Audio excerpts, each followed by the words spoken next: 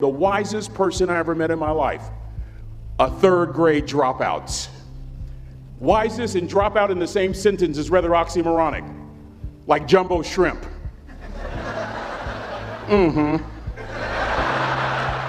Like fun run, ain't nothing fun about it. Like Microsoft Works, y'all don't hear me. I used to say like country music, but I've lived in Texas so long, I love country music now. I hunt, I fish, I have cowboy boots and cowboy. Y'all, I'm a black neck redneck. Do you hear what I'm saying to you? No longer oxymoronic for me to say country music. And it's not oxymoronic for me to say third grade and dropout. That third grade dropout, the wisest person I ever met in my life, who taught me to combine knowledge and wisdom to make an impact, was my father. A simple cook. Wisest man I ever met in my life. Just a simple cook.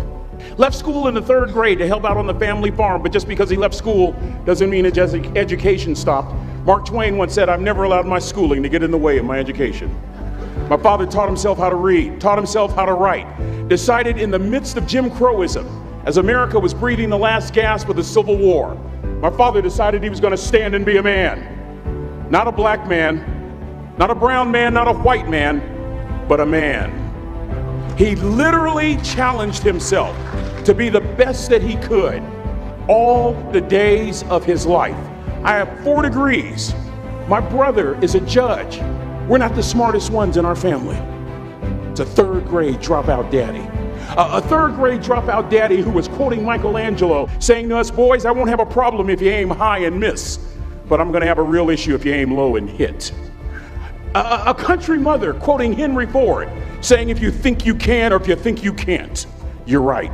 I learned that from a third grade drop. Simple lessons. Lessons like these. Son, you'd rather be an hour early than a minute late. We never knew what time it was at my house because the clocks were always ahead. My mother said for nearly 30 years, my father left the house at 3:45 in the morning. One day she asked him, "Why, Daddy?" He said, "Maybe one of my boys will catch me in the act of excellence. I want to share 2 things with you."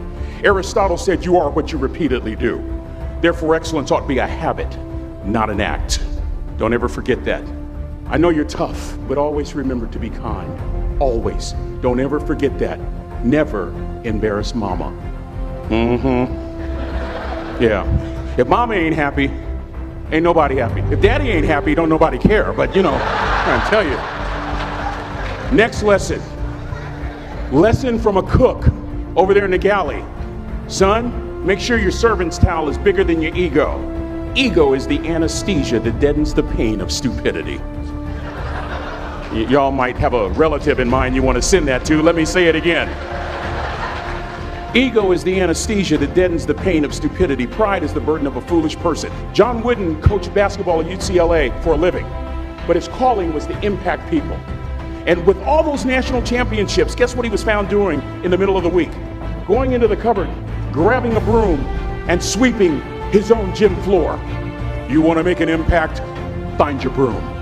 Every day of your life, you find your broom. You grow your influence that way. That way you're attracting people so that you can impact them. Final lesson. Son, if you're going to do a job, do it right. I've always been told how average I can be. Always been criticized about being average. But I want to tell you something. I stand here before you, before all of these people, not listening to those words, but telling myself every single day to shoot for the stars, to be the best that I can be. Good enough isn't good enough if it can be better, and better isn't good enough if it can be best. Let me close with a very personal story that I think will bring all this into focus. Wisdom will come to you in the unlikeliest of sources, a lot of times through failure.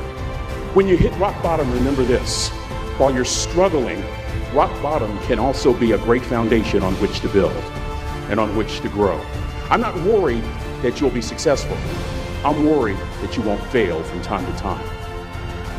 The person that gets up off the canvas and keeps growing, that's the person that will continue to grow their influence. Back in the 70s, to help me make this point, let me introduce you to someone. I met the finest woman I'd ever met in my life. Back in my day, we'd have called her a brick house. This woman was the finest woman I'd ever seen in my life. There's just one little problem. Back then, ladies didn't like big old linemen. The Blind Side hadn't come out yet. They like quarterbacks and running backs. We're at this dance, and I find out her name is Trina Williams from Lompoc, California. And we're all dancing, and we're just excited. And I decide in the middle of dancing with her that I would ask her for her phone number. Trina was the first one. Trina was the only woman in college who gave me her real telephone number. The next day, we walked to Baskin & Robbins ice cream parlor. My friends couldn't believe it. This has been 40 years ago, and my friends still can't believe it. We go on a second date, and a third date, and a fourth date. We drive from Chico to Vallejo so that she could meet my parents. My father meets her.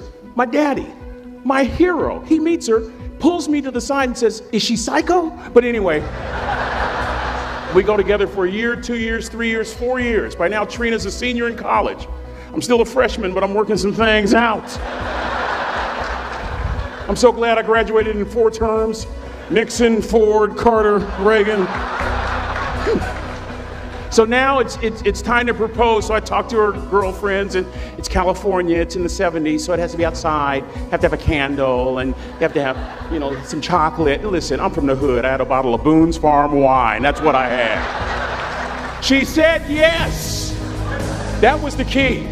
I married the most beautiful woman I'd ever seen in my life. Y'all ever been to a wedding, and even before the wedding starts, you hear this? How in the world? And it was coming from my side of the family.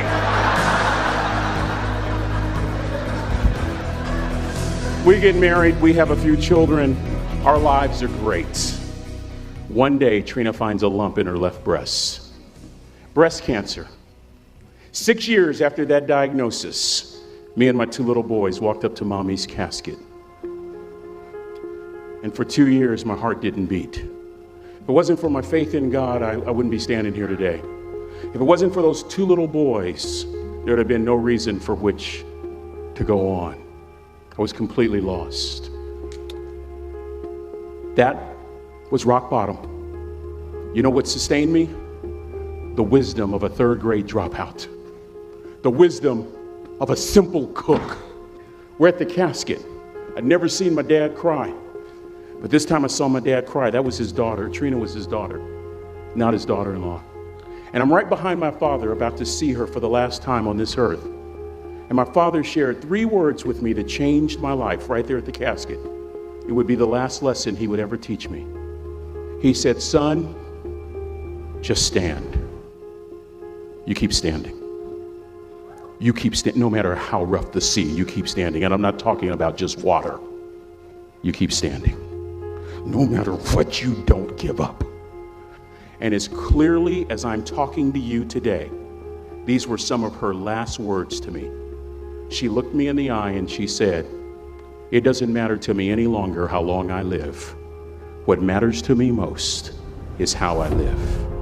I ask y'all one question, a question that I was asked all my life by a 3rd grade dropout. How you living?